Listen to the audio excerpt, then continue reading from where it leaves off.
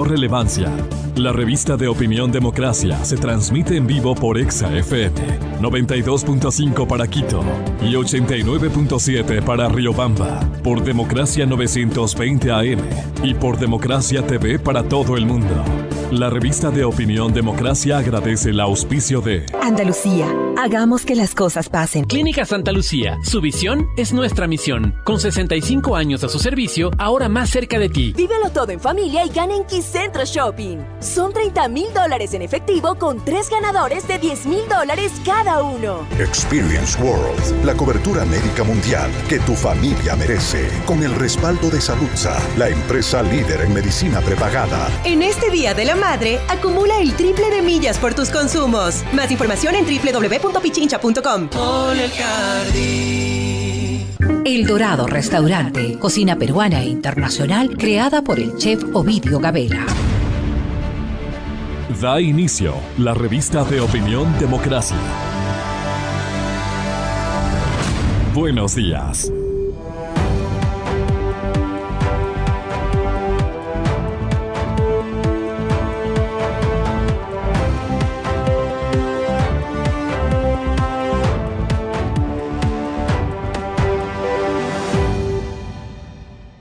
Buenos días, amigas, amigos. Estamos iniciando esta mañana de trabajo y si bien vamos a tratar el tema de seguridad, inseguridad y lo que presiona, digamos, al parecer en todo lo que nos está pasando es el tema del narcotráfico y una lucha, como dice Sebastián Mantilla, de carteles internacionales, ¿no? Sobre todo carteles mexicanos.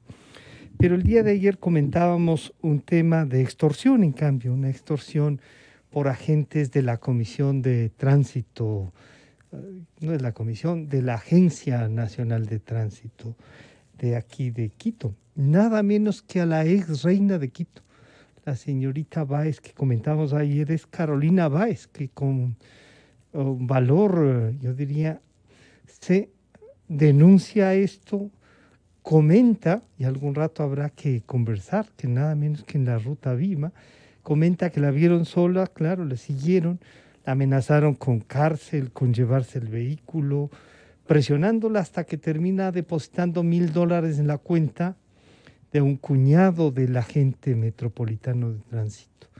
Y esto es, claro, si la cabeza, se decía antes, no está realmente con respetabilidad y se somete a juicios y tiene problemas, parece que el resto quieren hacer fiesta.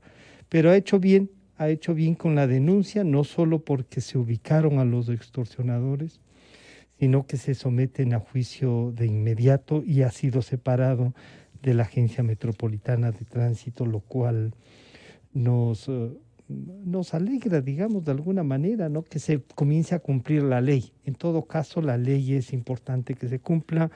A Carolina Báez le mandamos un saludo, un abrazo, a la ex reina de Quito, y felicitamos. Pero además que sepan aquellos que la extorsionaron y que han sido denunciados, que la ciudad está pendiente de lo que hacen, La autoridad que se les entrega a los agentes metropolitanos es una autoridad para cuidar que las cosas se hagan bien, que se cumplan la ley, no para extorsionar.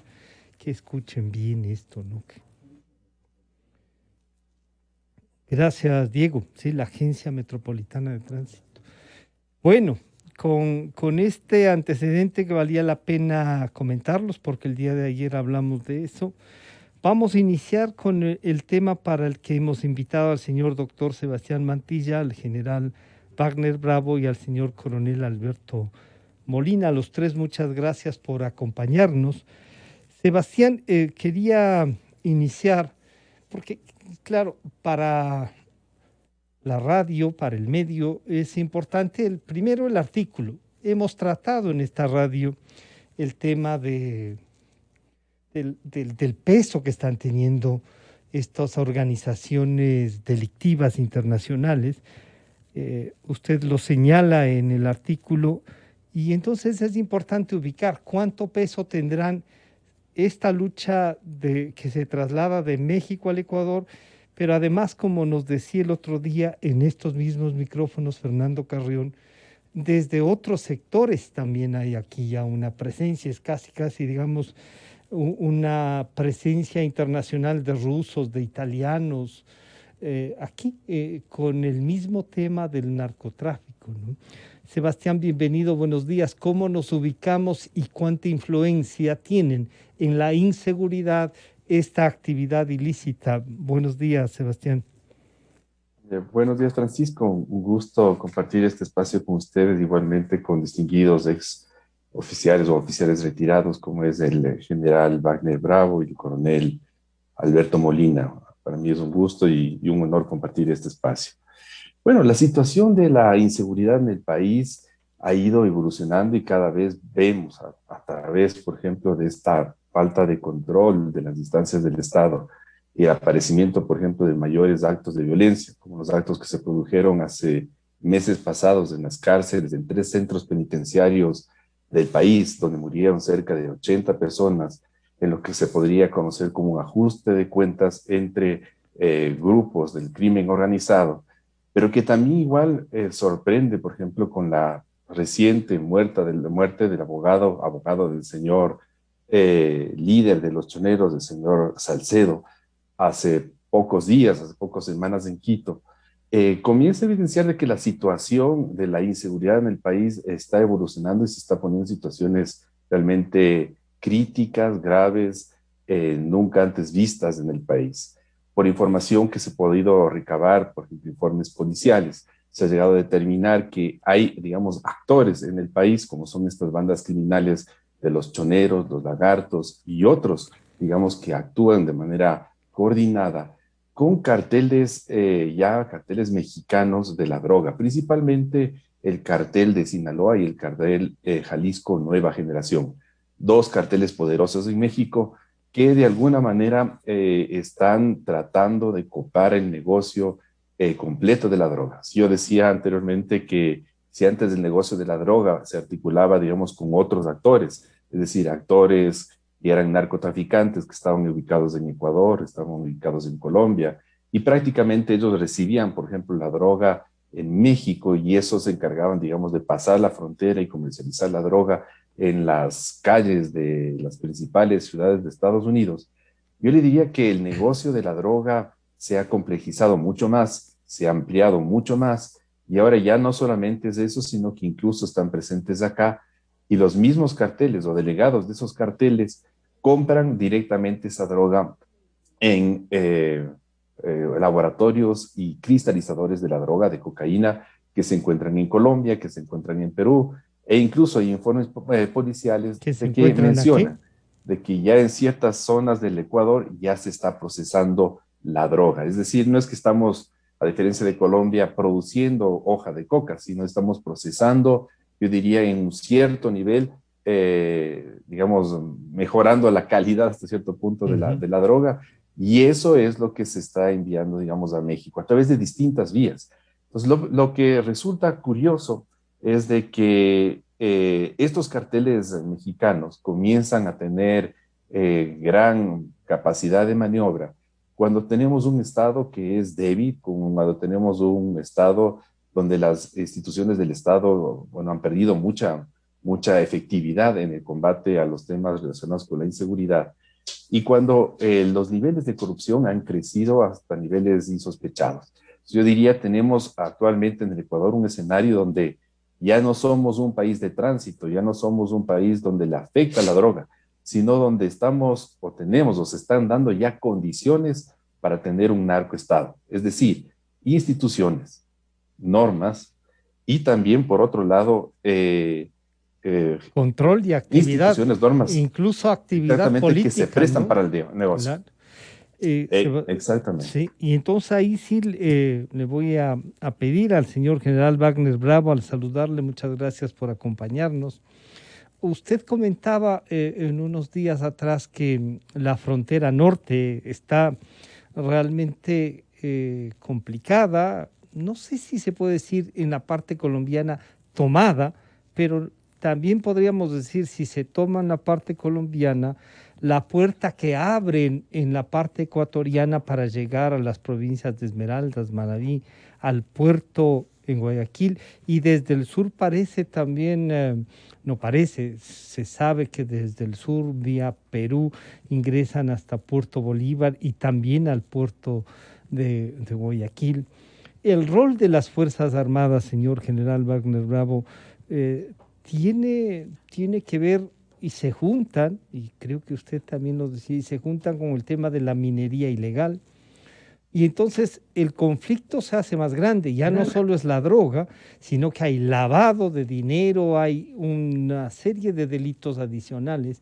¿Estarán preparados o estamos preparados como país y nuestras Fuerzas Armadas en coordinación con la Policía Nacional para intentar frenar lo que Sebastián Mantilla nos acaba de comentar? Esta casi engranaje con las instituciones y el delito. Bienvenido, general, buenos días. El micrófono, por favor. Buenos días, Francisco. Gracias. Buenos días, mi coronel Alberto Molina. Buen día, Sebastián, y a quienes nos escuchan. Sí, efectivamente, yo creo que Sebastián, inclusive en su artículo, ha hecho una buena apreciación de qué es lo que nos pasa ya con un casi narcoestado. Pero el problema es que estamos llegando a la última parte del proceso. Tú bien lo dices, Francisco, ¿qué pasa en la línea de frontera? En el Ecuador, yo pienso que por el trabajo de Fuerzas Armadas y Policía no hay plantaciones de coca, pero somos parte de todo el proceso. ¿Por qué? En nuestra línea de frontera, nuestros conciudadanos ecuatorianos que hacen fronteras vivas se pasan a la siembra a Colombia. Colombia tiene 159,000 hectáreas, de las cuales el 40% está en el departamento de Nariño, colindante con Esmeraldas, y el 40% está en el Putumayo, colindante con la provincia de Sucumbíos. Entonces, ellos son parte de la siembra, son parte del tráfico de precursores, son parte de la cosecha, son parte del procesamiento, y yo creo que el Ecuador deben haber por lo menos 1,5 millones de personas que viven del narcotráfico, directamente o indirectamente. Es como cuando una empresa dice cuáles son los trabajos directos y cuáles son los trabajos indirectos. Y eso nos va llevando a que la situación se ha vuelto muy compleja, muy compleja. En el año 2000, ya las Naciones Unidas crea un sistema para poder a nivel mundial controlar el tráfico de drogas, que como bien lo dices tú, Francisco, después del tráfico de drogas viene la trata de blancas, viene el tráfico de armas y explosivos, viene la minería ilegal, viene el lavado de dinero. Es decir, el Ecuador ya está inmiscuido en todo ese proceso. Entonces, ¿cómo nos salimos de todo eso? Porque siempre estamos hablando de que Fuerzas Armadas y Policía, pero somos el brazo armado del Estado. Pero alguien, hace algunos años, desapareció el concepto, que tenía una estructura que le permitía al Ecuador poner la estrategia y las políticas públicas para poder manejar este problema. Recordemos que se lo eliminó. Hoy es un pequeño departamento que está en el Ministerio de Gobierno, pero que no puede influenciar en todo el proceso del control, desde que tenemos que volcar como estrategia el poder del Estado para desarrollar la frontera, y aquellos que viven de esta minería ilegal, de este narcotráfico que se ha vuelto para ellos una economía de subsistencia. ¿Cómo le decimos a nuestra frontera, si no tienen nada más que hacer, que tienen que pasarse al otro lado? En los 8 días que hay que cosechar la droga, porque son 8 días, no hay más tiempo, cuando se tiene que cosechar las hojas de coca, que en este proceso ellos no se ganen 150,000 pesos colombianos. Si con eso pueden subsistir todo el mes o los 2 o 3 meses hasta la próxima cosecha, porque el Estado no ha llegado. ¿Cómo les decimos a aquellos que viven en el interior del país que trafican armas, que trafican precursores? Recuerdo cuando era comandante de la frontera norte, encontramos a las 3 de la mañana a una persona con 2 niños llevando 3 sacos de cemento. Entonces dice, ¿qué van a construir? No, el cemento es parte de los precursores. Entonces está tan enraizado el crimen organizado que hoy nos asustamos por lo que pasa en las cárceles, por lo que decía Sebastián del sicariato, pero es todo un proceso que ya nos ha metido en los últimos 30 años. La pregunta es, ¿cómo el Estado ecuatoriano, para no volvernos un narcoestado, para no volvernos un Estado fallido, no solamente apoyamos a policía ni Fuerzas Armadas? Escuchaba el otro día que el presidente electo decía que el día que se posesiona, a las 9 de la noche va a reunirse con el Consejo de Seguridad Pública y del Estado. Ahí va a estar una apreciación clara, me imagino, de policía y Fuerzas Armadas de qué nos está pasando con el crimen organizado en todas sus facetas. Y claro, ahí podemos encontrar a lo mejor una respuesta más orgánica. Quiero saludar nuevamente al señor coronel Alberto Molina. Alberto, bienvenido, buenos días. Bueno, esto que nos dice Sebastián y también Wagner nos lleva a pensar en una cosa.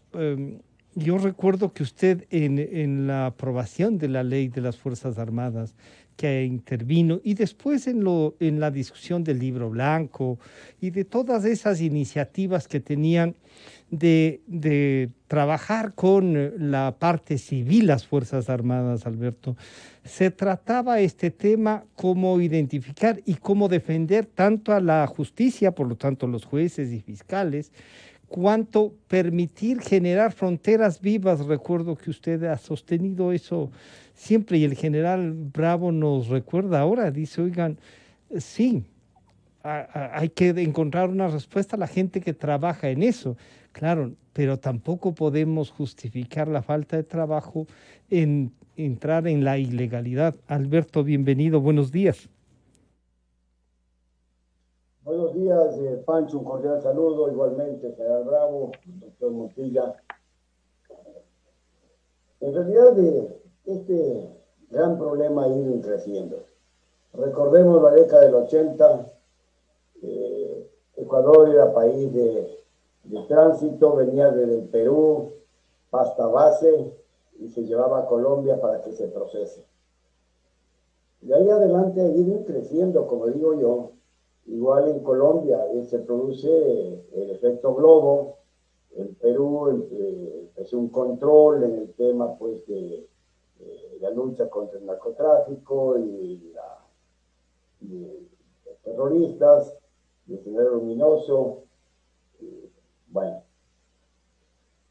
pasó a Colombia el día de ayer, el expresidente Pastrana, desde 2002, él decía que dejó su presidencia, han crecido 6 veces las plantaciones de la droga en Colombia.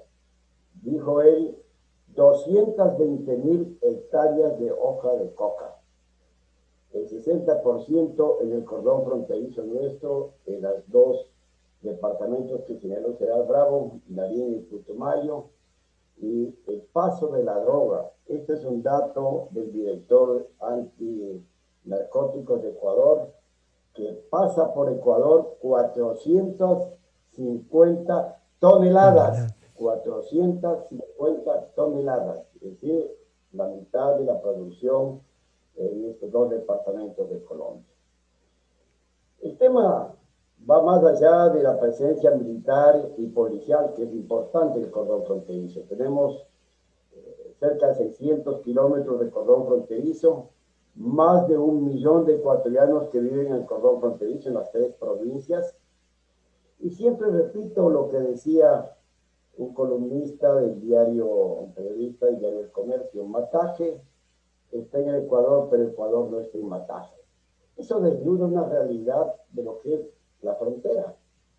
No hay carreteras, no hay presencia del Estado, no hay presencia del Estado. Esta gente, ¿a qué se dedica si no tiene trabajo, no tiene fuente de trabajo, no tiene la presencia del Estado, repito, no con insumos, con préstamos, con hospitales, carreteras, medios de comunicación, etcétera, etcétera, etcétera? Entonces tienen ellos trabajo, entre comillas, en las plantaciones de hoja y todo el procesamiento de la droga, porque esta es una cadena y cada eslabón tiene sus especificaciones.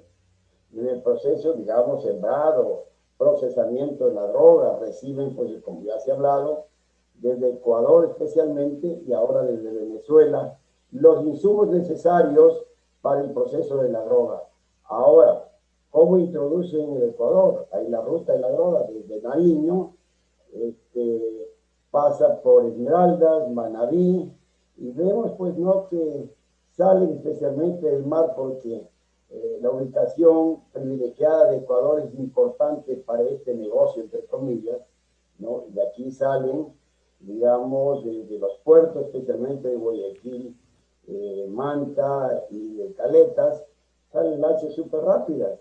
Entonces, mire usted, y están también coaligados en todo este proceso, por ejemplo, conocido, buques pesqueros, ¿no? Que hacen un viaje de 8, 10, 12 días llevando combustible. Normalmente llevan, dice, 5 tanques de combustible y cada tanque vende en $35,000. Y normalmente la ruta es vía Galápagos, norte y sur de Galápagos. Ahí reciben reabastecimiento estas lanchas rápidas, ¿no? O GOSFAS que se llaman. Y claro, siguen para ya sea Guatemala, Panamá, México, Estados Unidos. Y también se han encontrado semisumergibles. Estas lanchas rápidas pueden llevar de 3 a 4 toneladas, pero nunca menos de 1. De manera que miren, ahora el problema, ¿cómo arreglamos una situación tan gigantesca?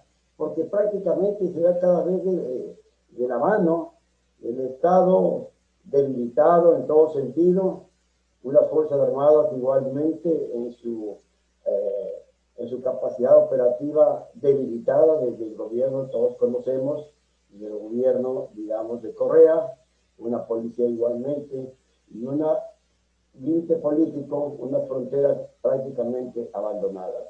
Y claro, desgraciadamente, los carteles que ya están presentes se conocen claramente. La revista Semana, en un amplísimo reportaje, hace conocer la presencia de Sinaloa y también de Jalisco Nueva Generación, como dice Sebastián también, ¿no? Y esa lucha que, como nos plantea Sebastián, esa lucha que también genera organizaciones locales que van y comienzan a depender de estas internacionales, que son las que encabezaba el señor Zambrano, alias Rasquiña, y a cuyo abogado, el señor abogado Salcedo, acribillaron, porque no es que fue un asalto, no, acribillaron en la 6 de diciembre en Quito, ¿no? En la 6 de diciembre y casi Eloy Alfaro, ¿no?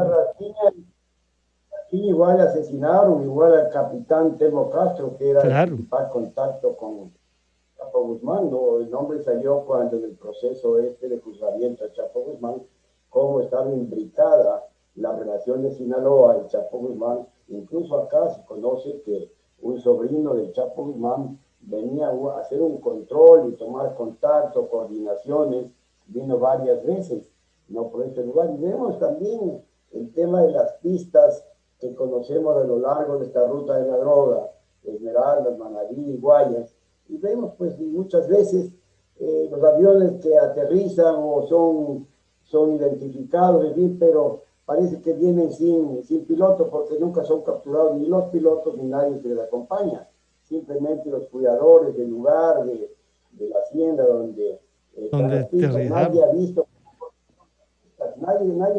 nadie ve, nadie sabe. Entonces, mire, el tema del control se hace necesario, pero un Estado fuerte, con una cabeza, un liderazgo en el gobierno fuerte, y que nos permita, digamos, también, no solamente dar las misiones a las Fuerzas Armadas y Policía, sino también los medios. Claro, y ahí hay una cosa que es importante, el tema radares ha tenido un peso, el tema de los recursos para poder vigilar, pero muchos llegan a decir que es hora de enfrentar de otra manera este problema. Otros, en cambio, dicen, no, si se enfrenta de esa otra manera, el Estado ha fallado en la lucha contra el narcotráfico. Y dicen, no el Estado, la humanidad ya ha fallado, tanto que es uno de los grandes negocios y la plata funciona y los consumidores están. El consumo en el Ecuador ha crecido cosa que no era antes muy usual. Ahora se disputan territorios al interior del país, ya no solo es, como ustedes han dicho, de paso, se procesa por lo que se sabe, y entonces comienzan a cooptar otras actividades, y lo preocupante es que cooptan bien el tema de plata o plomo con los jueces y otras actividades políticas. Fernando Carrión nos decía lo siguiente el otro día aquí. Nosotros no tenemos la menor idea de la estructura de los carteles, de las mafias, de las organizaciones que trabajan en el mercado interno. Y aquí les pongo el ejemplo del Grupo Cordillera, que es colombiano y que tiene una presencia muy fuerte en lo que significa el manejo del consumo dentro del Ecuador. ¿Por qué? Porque nosotros pensamos básicamente, nuevamente, en el mercado externo y básicamente el mercado externo que va por el Pacífico. Un segundo ejemplo, nosotros tenemos la presencia de uno de los carteles más poderosos en el Ecuador, que es la 'Ndrangheta de Italia. La 'Ndrangheta trabaja principalmente en el sector turismo. Ese es un sector que hoy día tiene un peso muy fuerte en el Ecuador y donde hay lavado muy claro. La 'Ndrangheta no se trabaja en el Ecuador y está presente. Y en tercer lugar, y le estoy haciendo un seguimiento a esto, la impresión que yo tengo que gran parte de la crisis carcelaria que vive el país tiene una incidencia el primer comando de la capital del Brasil. Nosotros seguimos pensando que exclusivamente es Sinaloa, que está en una crisis impresionante, y que Jalisco Nueva Generación son los únicos que están presentes aquí. ¿Por qué? Porque nosotros tenemos una racionalidad, una información, etcétera, que básicamente está dirigido hacia México, hacia Colombia, hacia el norte, cuando lo que se ve claramente en América Latina es que la producción de la coca está en 3 países claves, que es Colombia, Perú y Bolivia. ¿Qué es lo que ocurre? De Colombia se va hacia el norte y de Perú y Bolivia se va hacia el sur, al segundo país de consumo del mundo. El 12% de la producción colombiana se va al Brasil. Brasil es el segundo país de consumo de coca del mundo, pero nosotros no trabajamos esa cuenca, la cuenca del río Amazonas. Y esto es entonces, se amplía, Sebastián, se amplía el problema, es casi una concentración. Y si esto fuese de exportaciones, sería bueno que el país sea tomado en cuenta, pero genera esta inseguridad y esta falta, no sé si solo de enfrentar todos los temas, sino además de que la academia nos ayude en el análisis, y las Fuerzas Armadas y la policía también. Este se convierte en un tema de seguridad real, Sebastián. Así es, Francisco, el problema de la inseguridad se está volviendo un tema inmanejable en el Ecuador e incluso en América Latina. Y lo que yo creo es que igual, o sea, como bien menciona Francisco, se necesita trabajar conjuntamente entre las fuerzas policiales, militares e igualmente gobierno nacional con la academia en el sentido de poder afinar los análisis. La situación de la inseguridad ahora, cuando ve, por ejemplo, las problemáticas que tienen que ver, por ejemplo, con el narcotráfico, con el crimen organizado, con la trata, etcétera, digamos, no es o no se puede apreciar en su real dimensión esos problemas si no cambiamos el enfoque.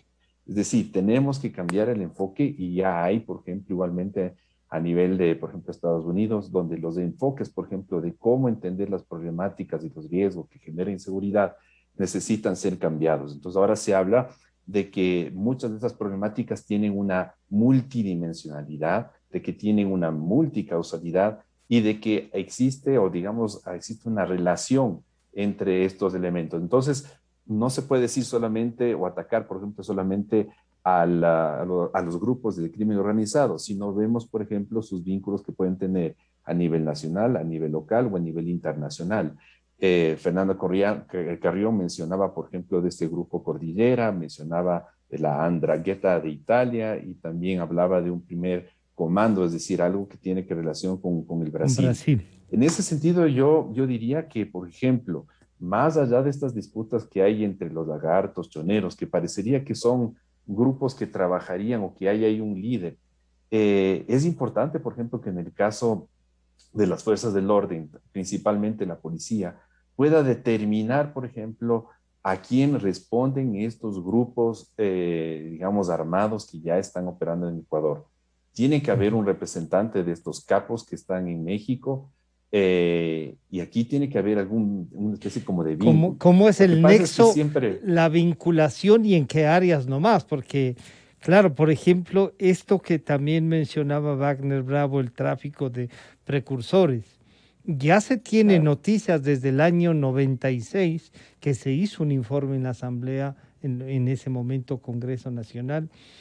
Se decía, el tráfico de precursores químicos, sobre todo para que se usa en las pinturas, que decía, bien podríamos pintar todas las casas y los edificios del Ecuador 5 veces en el año con lo que se importaba de precursores químicos para esto, Sebastián. Claro, justamente en el tema de los precursores, en el tema, por ejemplo, del tráfico legal de la gasolina o del diésel, que en algunos casos sirve para procesar, o en otros casos sirve, por ejemplo, como para poder abastecer el funcionamiento de barcos que, digamos, reciben la droga ya en el Pacífico. Claro. Tomemos en cuenta lo que dice Alberto, es casi una bomba de gasolina en alta mar, ¿no? Claro, y tomemos en cuenta, por ejemplo, que en alta mar, incluso flotas pesqueras supuestamente atuneras con bandera ecuatoriana, incluso a veces cumplen la función también de llevar droga. Se habla, por ejemplo, de la flota roja, que no es solamente esta flota, digamos, de barcos ilegales que pescan ilegalmente, sino que llevan igualmente y venden y comercializan combustibles, pero también la droga. Ya no solamente igualmente a México, sino también incluso al Asia. Entonces, el problema de la droga es complicado. Yo creo que hay que afinar los instrumentos de análisis. Yo en ese sentido, en el último tiempo, he ido afinando incluso, por ejemplo, he desarrollado una metodología que yo le he llamado como de entornos policéntricos de poder. Es decir, cómo estos grupos, digamos, organizados del crimen organizado, tienen conexiones a nivel regional, subregional e incluso mundial. Y eso sirve no solamente para entender los temas de inseguridad, sino también entender temas de carácter internacional, cómo se mueven los países, cómo se mueven los actores internacionales. Y creo que si solamente analizamos lo que pasa dentro de nuestro territorio y decimos esta es o estos son los actores o las problemáticas de inseguridad y no vemos las relaciones, interrelaciones, digamos, unidireccional o bidireccional que se dan con actores que están en Colombia, en Perú, a nivel regional, Brasil, e incluso, por ejemplo, México, Estados Unidos y Europa, no vamos a determinar un poco las causas y no vamos a poder actuar. Entonces, lo principal en política pública es eso, determinar cuál es la problemática y cuáles son un poco las causas. El problema se vuelve complicado cuando vemos que hay una multicausalidad y los problemas son relacionales. Entonces, lo que a mí sí me preocupa es de que a medida que pasa el tiempo, y yo diría que incluso en los 10, 12 últimos años, las acciones tomadas desde el Estado, el diseño de las instituciones, el diseño de las normas, el diseño de las políticas, nos están llevando a configurarnos en una especie de narcoestado. Hace un momento mencionaban el tema de las avionetas, decían sí, el tema de la interceptación. Fíjese usted que hay una normativa interna, por ejemplo, que se aprobó en el Ministerio de la Defensa e incluso es una norma que se aplica desde la Dirección de Aviación Civil, en donde tienen prohibido los miembros de la Fuerza Aérea Ecuatoriana, si es que aparece, digamos, dicen preferible, y le cito textual lo que dice, por ejemplo, la norma que se llama en el capítulo, la REDAC parte 91, dice: las aeronaves que sean interceptadas por aeronaves de la Fuerza Aérea Ecuatoriana del Ecuador darán estricto cumplimiento a lo, digamos, dicho. Y dice, primer punto, la interceptación de aeronaves debería evitarse y únicamente debería emprenderse como último recurso. O sea, los señores de la Fuerza Aérea, el rato que ven que viene una nave, por ejemplo, con posiblemente droga o con dinero para comprar droga, lo que hacen es acercarse, aunque la norma le dice que no se acerque, y decirle tal vez señas, vaya para abajo o si no regrese. Incluso la norma le dice cómo actuar, cómo llevar, pero no hay cómo toparles a las avionetas. Entonces, ha habido, por ejemplo, como el mismo coronel Pazmiño, él ha mencionado que, por ejemplo, se verá necesario cambiar, por ejemplo, implementar una ley de derribo. Yo lo que creo que, por ejemplo, el tema de estas normas hay que reformarlas o eliminarlas no solo a través de una ley de derribo, sino más bien en una actualización de lo que se llama en términos militares como reglas de empeñamiento o de empleo, que permita de alguna manera un diseño operacional para que Fuerzas Armadas como Policía Nacional puedan actuar frente a distintos escenarios que pueden ser avionetas que vienen con droga o barcos que están, o sumergibles que están en zonas, por ejemplo, cercanas a la costa.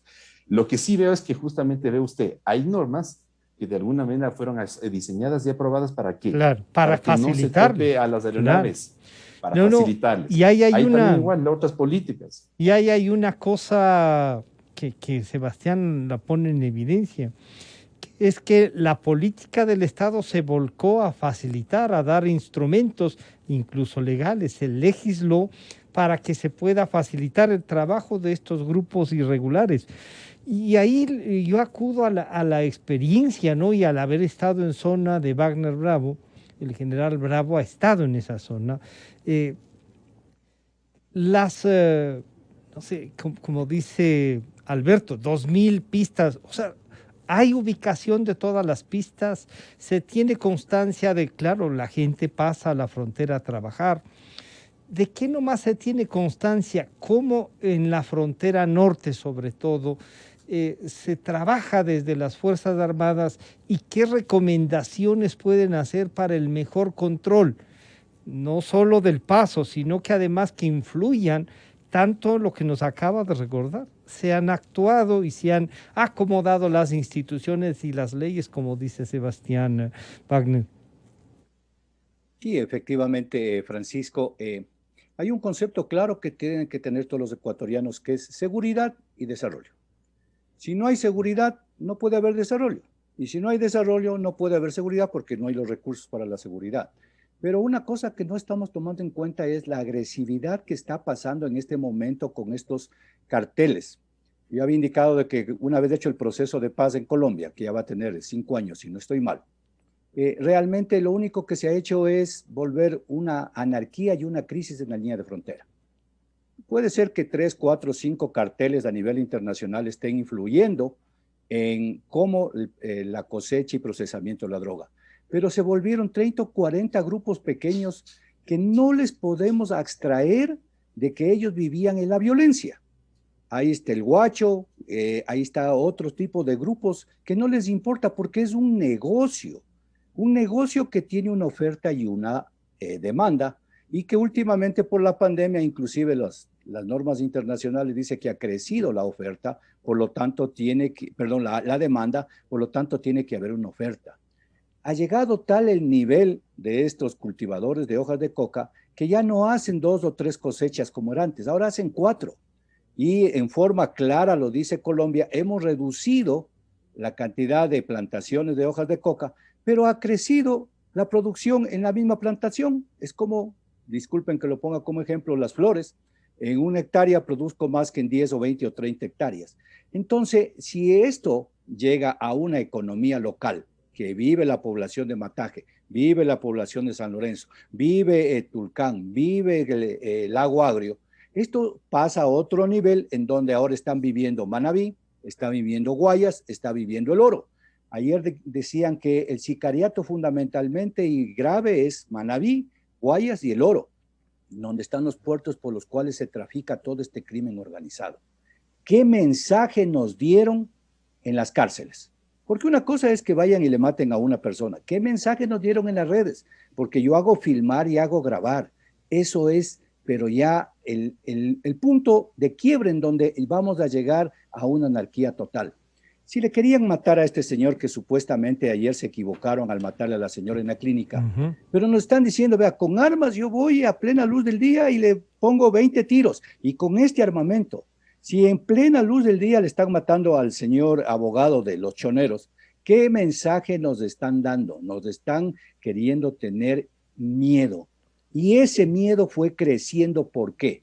Porque realmente se destruyó al Estado. El Estado es débil. El Estado no tiene una institucionalidad, en donde afectaron principalmente a la capacidad operativa de Fuerzas Armadas y Policía Nacional. Si se creó un centro de inteligencia que le reportaba al presidente de la República y no le reportaba a los que van a operar, dentro de la planificación de operaciones militares, punto fundamental para no estar como un ciego dando palos de ciego, se dice en el argot popular, es saber qué está sucediendo. Pero eso no sucedió. Nos quitaron todo el sistema. Le quitaron las capacidades operativas a Fuerzas Armadas, le quitaron las capacidades operativas a la policía. ¿Y cómo le quitaron? Le quitaron simplemente no dando los recursos. El expresidente decía que en 14 años o 10 años de su mandato le había dado $1.120 millones a Fuerzas Armadas. O sea, 100 millones al año. Eso no sirve absolutamente para nada. ¿Por qué? Porque estamos viviendo, como bien lo dice Santiago, en tres vecinos que son complicados. Luego de eso se destruyó el CONCEP. La Asamblea también tiene la culpa. Porque ahora de esas 440 toneladas de coca se queda casi el 20% para consumo interno. Y se decía que se puede utilizarla para fines medicinales o que no está bien, que entonces hay un problema de salud pública. Hay un problema de salud pública que nos está carcomiendo. Y todo eso conlleva a todo un proceso. Yo fui comandante en la frontera norte y ayer escuchaba al presidente Moreno que decía que dimos permisividad. Eso no lo acepto en cuanto al trabajo de Fuerzas Armadas, porque todos los días las Fuerzas Armadas y la policía están trabajando. Sí, pero ¿de qué sirve? Pero ahí viene una cosa, policial? Wagner, lo que dice y sostiene el presidente, pero además acaba de decirlo Sebastián al recordarnos la ley para no poder derribar las avionetas. Entonces usted cuando dice no es permisivo, es tan permisiva que por ahí pasa la droga, Wagner. Así es, Francisco, pero no es problema de Fuerzas Armadas. Sí, no es otra cosa. Como bien decía mi coronel Molina, hay que darle, en las Fuerzas Armadas hay que dar mando, medios y misión. Y entre eso está primero la política pública, luego la Constitución, luego las leyes. Yo fui comandante del norte y algún rato en un consejo de generales ampliado, yo le pedí al ministro que nos den IGLAS. ¿Qué son los IGLAS? Misiles antiaéreos. Para bajar las avionetas, porque en esa época ahí en Manabí se cayó, usted recordará, una avioneta que tenía gran cantidad de dinero, no tenía droga, y se quemó. Entonces yo le decía, ¿cómo me pide a mí el Estado ecuatoriano, yo responsable, que cumpla mi misión, si no me la dan? Me dice, usted quiere crear una guerra con Colombia, pero prefiero que me digan que posiblemente he excedido en el empleo de la fuerza, a que me digan inútil y que me están pagando sin hacer nada. Claro, y ahí pero ahí viene lo que dice Sebastián, hay una ley que les prohíbe también, o sea, si les dan un misil, la ley de no pueden usarlo, claro. Ahí viene lo que decía Santiago, Sebastián. Es la ley de interceptación aérea. ¿Para qué? Para que no veamos, imagínense en la desesperación de militares de Fuerza Aérea, que ven la avioneta, la detectan y como bien decía Santiago, hola, ¿cómo estás? ¿Tendrías la amabilidad de posarte? Cuando ellos tienen la capacidad de decapitar a personas en la cárcel, de echarle 50 tiros a una persona, tenemos que entrar a una guerra, si lo podemos llamar así. ¿Y qué quiere decir una guerra, Francisco? Que todos los ecuatorianos, voy a poner el ejemplo, 1995 estuvo en las calles para apoyar a un objetivo. Hoy, si no queremos volvernos un narcoestado, tenemos que entrar en guerra, desde el presidente hasta el último ecuatoriano, para erradicar este proceso. Y claro, ahí viene una cosa, hay una cosa, perdón, Wagner, que le pido a Alberto también por la experiencia, por esta visión, que suelo decirle yo, esta visión política adicional a la militar que tiene. Claro, Wagner con esa fuerza dice hay que entrar en una guerra. Hay países que han estado en guerra, en la propia Colombia, y seguimos viendo que no hay cómo, vía la violencia, que hay que reforzar las Fuerzas Armadas, sí que hay que reforzar el sistema de justicia también, que hay que redefinir el tema de las cárceles, y esto sí. Pero la política desde el punto de vista de las Fuerzas Armadas, si bien habrá que dotarles de los instrumentos, tendrán que cumplir, como dice Sebastián, en el tema de la legalidad de lo que pueden hacer, porque si no va a haber otras claro, Angostura es una muestra de lo que son capaces de hacer las Fuerzas Armadas en el caso colombiano. Entraron y volaron todo eso. Pero para ellos hay un marco jurídico, el del nuestro, si bien podría ser un planteamiento válido para algunas gentes, lo que plantea Wagner Bravo, ¿sí resulta un poco peligroso o no, Alberto, desde la experiencia? Bueno, siempre tendremos que apelar al marco jurídico. Sin eso, pues después les vamos a crear problemas. Justamente vale la pena indicar que en esta asamblea, en esta inefable asamblea, reposa hace más de 2 años el Código Orgánico de la Seguridad Nacional, que tiene 4 leyes importantes: defensa nacional, tenemos la seguridad interna, el control público, tenemos gestión de riesgo y inteligencia. Les decía yo, tiene que dar el marco jurídico para que puedan actuar legalmente, ¿no? Pero yo quería referirme justamente a lo que decía el doctor Mantilla. Se creó condiciones para que esto surja y se desarrolle sin ningún problema. Y me voy a referir, ayer estuve atento al Foro para la Defensa de la Democracia en las Américas, y qué dijo el presidente Lenín Moreno. Eso es importantísimo. Y se refiere, dice la nota periodística, se refirió a la incursión del narcotráfico en el país e insistió en que, cuando llegó al poder, encontró que existía una banda territorial de permisividad para las actividades ilícitas que, cuando se las prohibió, se produjo en ataques de grupos irregulares en la frontera, hecho que en el pasado también se suma a la salida de la base de Manta del país, que apoyaba a un control efectivo del narcotráfico y la falta de dotación de armas modernas y equipamiento a las Fuerzas Armadas. Aquí dice todo lo que estamos discutiendo. Vea usted el tema del marco jurídico, no hay. Se eliminó la Ley de Seguridad Nacional, que estuvo vigente 30 años, se creó un mamotreto, porque así lo llamo, la Ley de Seguridad Pública y de Estado. Ahí decía que tiene que elaborar el Plan Nacional de Seguridad Integral. Era el ministro coordinador de seguridad, que no hay, no existe, no hay, ¿no? De manera que miren ustedes, la SENAIN, la famosa SENAIN, que tenía que dar los insumos al presidente, ¿no?, en materia de inteligencia estratégica.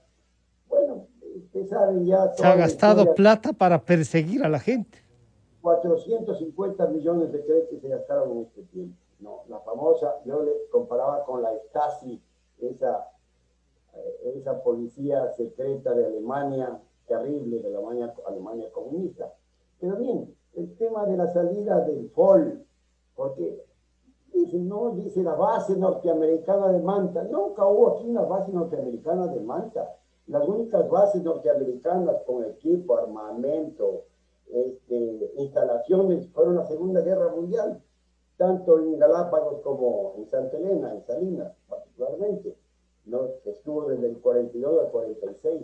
Acá se daba facilidades y claro, no tenemos nosotros la capacidad tecnológica ni económicamente estamos en capacidad para poder, digamos, controlar un problema que no es local, pues, ni regional, sino es mundial, como estamos señalando. Entonces ahí estaba aquí el agua, estaba el P3 que empezó felizmente. Y ahora está de vuelta, ¿no? Está de vuelta el P3 con... Desde San Cristóbal, ¿verdad? Desde el 1918 iban, digamos, había que la pista de San Cristóbal hacer una adecuación, iluminación nocturna, asimismo algunas instalaciones para el combustible, pero ayer ya empezó a funcionar. Tiene 16 horas de autonomía, pues tienes digamos, mecanismos electrónicos de la más alta tecnología que no disponemos nosotros, tanto para el narcotráfico como para la pesca ilegal, porque estamos hablando. De manera que hay muchas cosas que hacer y el gobierno entrante tendrá que realmente pensar con seriedad, porque este es un problema gravísimo, porque hemos hablado ya, miren, usted lo decía Wagner Bravo, anteayer ¿no? Entran a una clínica en plena luz del día y con qué armamento, pues. La semana anterior capturan 2 toneladas adentro de la autoridad portuaria, pues. ¿Cómo entraron? ¿Acaso 2 toneladas entran en el bolsillo? Entonces ahí tienen estibadores, ahí tienen, digamos, gente especializada para ubicar en los containers, ahí tienen ya, digamos, hechos contacto con las navieras, es decir, todo un entramado, es todo un entramado, no es cosa fácil que llegue ya y se descubra, ¿no? Las 2 toneladas dentro de la autoridad portuaria, nadie vio, porque cuando uno va a estas instalaciones, le revisan todo el vehículo, pues un carro pequeño que uno va en un automóvil, las veces que me ha tocado muy pocas, no le revisan todo para ingresar, pues, le piden la cédula. ¿Cómo es que entran 2 toneladas y están ya bien, listas para embarcar? Digamos, para embarcarse, ya hecho el contacto con la naviera. ¿Cuánto tiempo se demoraron para descargar, cargar, cuántos estibadores? Es decir, en definitiva, nadie vio. Claro, pero ahí viene lo que dice Wagner Bravo, ¿no? O sea, la cantidad de gente que van involucrando es una cantidad ya que se vuelve ya no solo un problema, que es también un manejo de parte de la economía. Y les voy a pedir a los tres, se me está agotando el tiempo, pero sí un mensaje de lo que entonces, por dónde avanzar. Wagner ha insistido mucho en el rol que puede ser de las Fuerzas Armadas e incluso ha llegado a decir, esto es una guerra y no podemos, si es que ellos están en guerra, nosotros no podemos declararles la paz. Ciertamente, pero ahí hay conceptos que se pueden confundir, Sebastián, y entonces es un mensaje por dónde comenzar a actuar en a partir del 24 de mayo, que como nos recordaba el presidente electo, el señor Lasso, dijo que iba a reunir al Consejo de Seguridad Nacional. Sebastián. Sí, o sea, la tarea en el ámbito de la inseguridad o de la seguridad es una tarea inmensa. Yo a veces veo, por ejemplo, o relaciono los problemas de inseguridad con la mitología griega y específicamente con la hidra de Lerna. Es como un monstruo, pero que tiene 5, 6, 7 cabezas y cuando, digamos, visualizamos un problema que parecería que ese es el narcotráfico, resulta que tenemos otra cabeza y, digamos, otro factor que genera inseguridad. Entonces hay que actuar de manera conjunta, de manera integral y para eso se requiere un cambio de timón, pero de 360 grados en términos institucionales, es decir, tener, digamos, o rodearse de personas capaces que puedan de alguna manera estar al frente de Fuerzas Armadas y de la policía. El tema de la inteligencia es un asunto importantísimo como Estado, como tal, y se debería reforzar, por ejemplo, las áreas de inteligencia de Fuerzas Armadas, de policía, y eventualmente un área de inteligencia estratégica que no solamente permita visualizar los temas de inseguridad, sino también tener una apreciación clara de qué es lo que pasa a nivel internacional. Y esta diversificación de negocios, como podríamos decirlo, y estas vinculaciones. General Bravo, Wagner, ¿cómo entonces enfrentamos esto que usted lo ha puesto con dramatismo, pero con firmeza? ¿Qué debemos iniciar? ¿Cómo iniciamos esta nueva etapa, diría? Francisco, en 1925 el Estado ecuatoriano estuvo en guerra. Los que combatieron, 6.000 hombres, pero todo el país estuvo en guerra. Hoy con la pandemia deberíamos estar todos en guerra para que todos entendamos nuestro rol, desde la última persona hasta el presidente de la República. ¿Y por qué digo guerra? No es empleo de fuerza. No es empleo de fuerza. Recordemos que en el Consejo de Seguridad Nacional, que lo eliminó el señor que ya no queremos ni nombrarlo, había una amenaza. Hay que determinar cuál es la amenaza. Una amenaza quiere decir que el Estado, con todos sus poderes, político, económico, psicosocial y militar, tiene que atacar. En base a que se determinaba esa amenaza, salía un Plan Nacional de Seguridad Nacional ante esa amenaza. Pongamos el caso del Perú. Y cada uno de los ministerios, los frentes del poder nacional que había a la época, realizaba su plan para apoyar a eliminación de esa amenaza. Y había las DIPLA-sede, las direcciones de planificación y seguridad en cada ministerio. Entonces, si no nos ponemos de acuerdo, como bien lo dice Sebastián, el Ministerio de Salud no hace nada para eliminar la droga, que es un problema de salud pública. El Ministerio de Agricultura no hace nada para los precursores. El Ministerio del Ambiente no hace nada para eliminar todo ese tráfico, etcétera, etcétera, etcétera. Entonces, sí debemos entrar en guerra, y no es el empleo de las armas, es el empleo del Estado con todo su poder. Como bien lo dice Sebastián, inteligencia, CONCEP, la Asamblea, el Poder Judicial para meter preso a los que son. Si no, nos están llevando a tener miedo.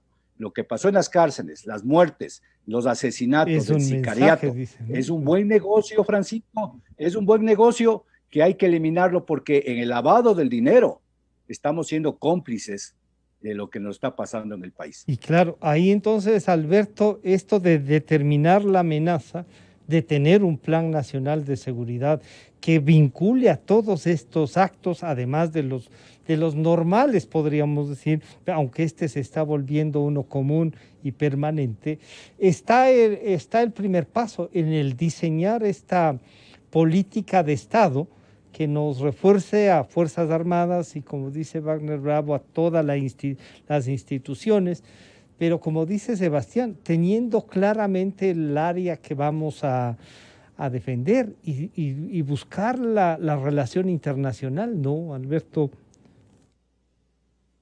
Y sobre todo las tareas a cada uno de estos segmentos: Fuerzas Armadas, Policía, jueces, fiscales, la UAFE. ¿Qué hace la UAFE? Aquí conocemos y sabemos que daba más de 2.000 millones de dólares. El tema del Consejo Nacional Electoral, ¿cuánto dinero hay en las campañas electorales? Pues, como tenemos movimientos políticos de nacional, provincial, cantonal y parroquial. Entonces, una de las armas más poderosas que tiene el narcotráfico es las ingentes cantidades de dinero.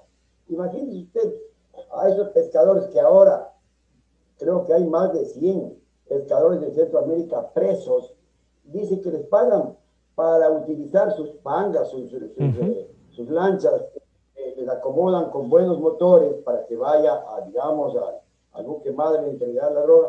$30,000. $30,000. Entonces, claro, eso no van a hacer ni pescando todo el año. Claro. Entonces, vea usted, el problema es multidimensional y la responsabilidad tenemos que establecerla para pedir realmente resultados. Obviamente, como se decía, dándole la visión, los mandos, los medios importantes.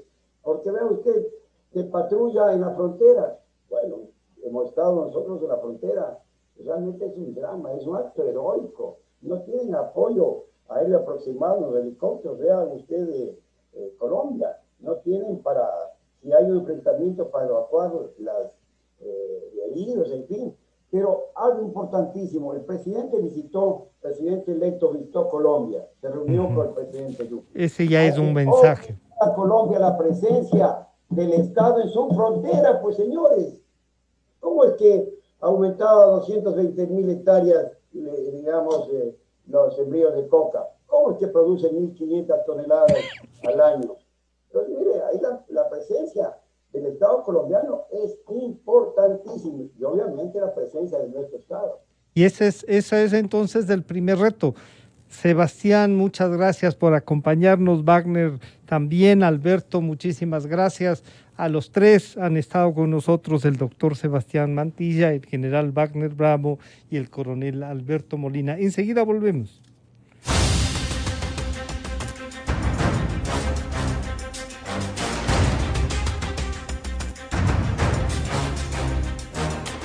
La revista de Opinión Democracia agradece a las siguientes marcas.